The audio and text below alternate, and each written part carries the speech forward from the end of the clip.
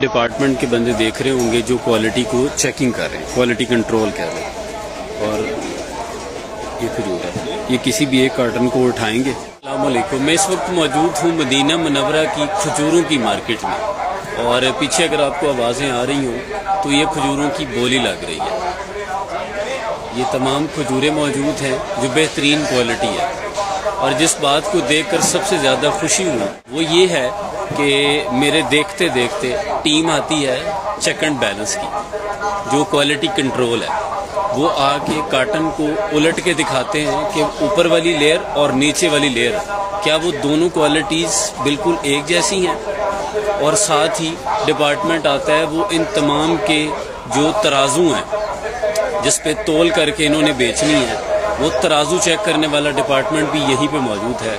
उसने तराजू भी चेक किए हैं और क्वालिटी भी फर्दन तमाम कार्टन में से किसी 10 कार्टन में से 2-3 कार्टन वो निकालते हैं और कहते हैं जी ये उलट के चेक करवाएं। इंतहाई खूबसूरत मंजर, मतलब पाकिस्तान में हमें ऐसा कभी देखने को नहीं मिला। तो देख के दिल बाग बाग हो गया कि अदल का मयार और कौमें कैसे बनती हैं, ये कैलिपर होता है। मैं आपको वो दिखा देता हूँ। अभी भी चेकिंग जो है वो मेरी पीछे आप देख सकते हैं, ये दाएं जानिब चेकिंग हो रही है, तो मैं आपको करीब से वो दिखाता हूँ।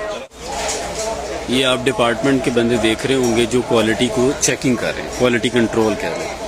और ये खजूर है, ये किसी भी एक कार्टन को उठाएंगे और कहेंगे कि इसे चेक करवाएं।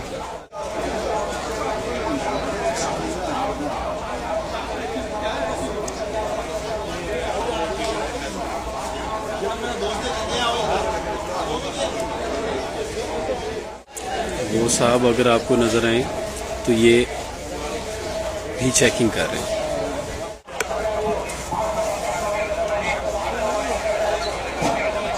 ये अगर आप देखें, ये क्वालिटी चेकिंग की जा रही है, और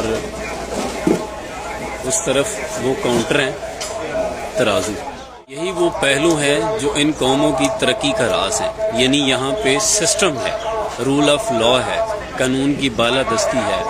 और अगर हज़रत अली करमल्ला वजहुल करीम के फरमान की बात करें तो आपने फरमाया कि कुफ्र का निज़ाम चल सकता है, जुल्म का निज़ाम नहीं चल सकता।